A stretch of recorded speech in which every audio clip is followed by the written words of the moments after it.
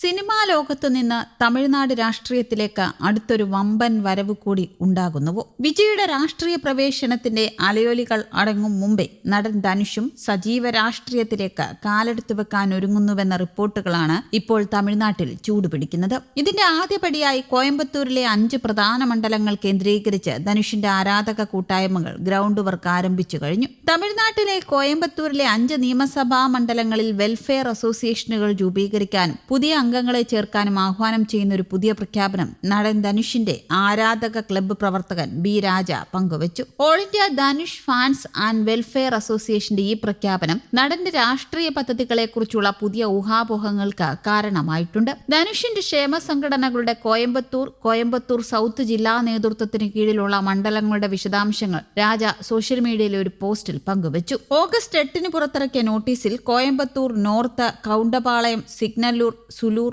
മുഴിട്ടുപാളയം നിയമസഭാ മണ്ഡലങ്ങൾ ഉൾപ്പെടുന്നു. ഈ 5 നിയോജക മണ്ഡലങ്ങളിലെയും ധനുഷിന്റെ ആരാധകരോട് ക്ഷേമ സംഘടനകൾ ആരംഭിക്കാനും പുതിയ അംഗങ്ങളെ ചേർക്കാനും പ്രഖ്യാപനം ആഹ്വാനം ചെയ്യുന്നു. കോയമ്പത്തൂർ ജില്ലാ പ്രസിഡന്റ് ജി ശങ്കറുമായി സഹകരിച്ച് അദ്ദേഹത്തിന്റെ മാർഗനിർദ്ദേശപ്രകാരം പ്രവർത്തനങ്ങൾ നടത്താനും അവരോട് ആവശ്യപ്പെടുന്നുണ്ട്. ധനുഷിന്റെ ചിത്രം ആലേഖനം ചെയ്ത നോട്ടീസിൽ all India Dhanush fans and welfare അസോസിയേഷന്റെ all India president V Subramanya ശിവയും ഓൾ ഇന്ത്യ സെക്രട്ടറി ബി രാജയും ഒപ്പുവെച്ചിട്ടുണ്ട്. നോട്ടീസ് പരസ്യമായി പങ്കുവയ്ക്കാനുള്ള രാജയുടെ തീരുമാനം ഇപ്പോൾ നടന്റെ ഫാൻ ക്ലബ്ബ് പ്രവർത്തനങ്ങളിലേക്ക് വീണ്ടും ശ്രദ്ധ ക്ഷണിച്ചിട്ടുണ്ട്. നോട്ടീസിൽ രാഷ്ട്രീയത്തെക്കുറിച്ച് നേരിട്ട് പരാമർശമില്ലെങ്കിലും രാഷ്ട്രീയ നീക്കങ്ങൾ പ്രഖ്യാപിക്കുന്നില്ലെങ്കിലും ക്ഷേമ സംഘടനകൾ സ്ഥാപിക്കാനും ഒന്നിലധികം നിയമസഭാ മണ്ഡലങ്ങളിൽ അംഗത്വ അടിത്തറ വികസിപ്പിക്കാനുമുള്ള ആഹ്വാനം ധനുഷിനെ ചുറ്റിപ്പറ്റി പുതിയ രാഷ്ട്രീയ ഊഹാപോഹങ്ങൾക്ക് തുടക്കമിട്ടിട്ടുണ്ട്. തമിഴകത്ത് വിജയുടെ രാഷ്ട്രീയ പാർട്ടി പ്രഖ്യാപനത്തിന് പിന്നാലെയാണിപ്പോൾ ധനുഷിന്റെ ഈ നിർണായക നീക്കം. ആദ്യഘട്ടമെന്ന നിലയിൽ കോയമ്പത്തൂരിലെ 5 പ്രധാന മണ്ഡലങ്ങൾ കേന്ദ്രീകരിച്ചാണ് പുതിയ ഭാരവാഹികളെ നിയമിക്കാനും അംഗങ്ങളെ ചേർക്കാനും ഫാൻസ് അസോസിയേഷൻ ഔദ്യോഗികമായി നിർദ്ദേശം നൽകിയിരിക്കുന്നത്. മുൻപ് തന്റെ ജന്മദിനാഘോഷത്തിനിടെ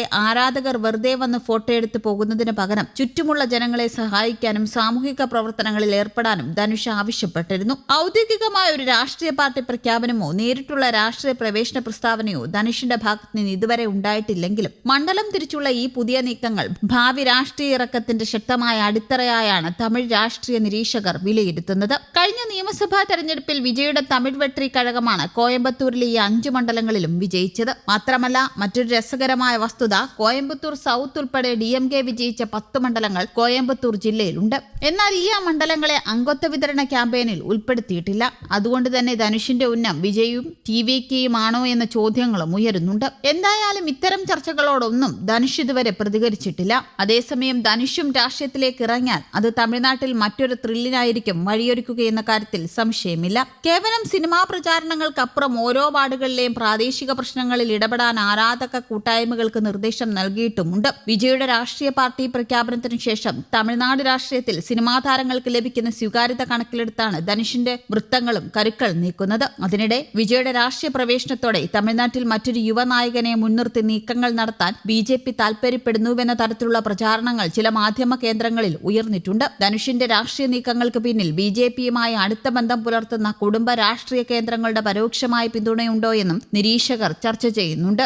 ധനുഷ് അടുത്തിടെ നടത്തിയ പ്രസംഗങ്ങളിൽ തമിഴ് ഭാഷാ മുൻഗണനയെക്കുറിച്ചും പ്രാദേശിക വികസനത്തെക്കുറിച്ചും സംസാരിച്ചത് പരമ്പരാഗത ദ്രാവിഡ രാഷ്ട്രീയ നിലപാടുകളോട് ചേർന്നു നിൽക്കുന്നതാണ്. ധനുഷ് നേരിട്ട് BJPയുമായി കൈകോർക്കുന്നതിനേക്കാൾ സ്വന്തം ആരാധക കൂട്ടായ്മകളിലൂടെ ഒരു സ്വതന്ത്ര രാഷ്ട്രീയ അല്ലെങ്കിൽ സാമുദായിക അടിത്തറ ശക്തിപ്പെടുത്താനാണ് ശ്രമിക്കുന്നത് എന്നും വിലയിരുത്തലുകളുണ്ട്. ചുരുക്കത്തിൽ ധനുഷ് BJPയുമായി സഖ്യമുണ്ടാക്കുമോ അതോ സ്വന്തമായി പാർട്ടി പ്രഖ്യാപിച്ച് മുന്നോട്ടു പോകുമോ എന്നത് വരും ദിവസങ്ങളിലെ അദ്ദേഹത്തിന്റെ ഔദ്യോഗിക പ്രഖ്യാപനങ്ങളെ ആശ്രയിച്ചായിരിക്കും. News desk, Kerala Kaumudi.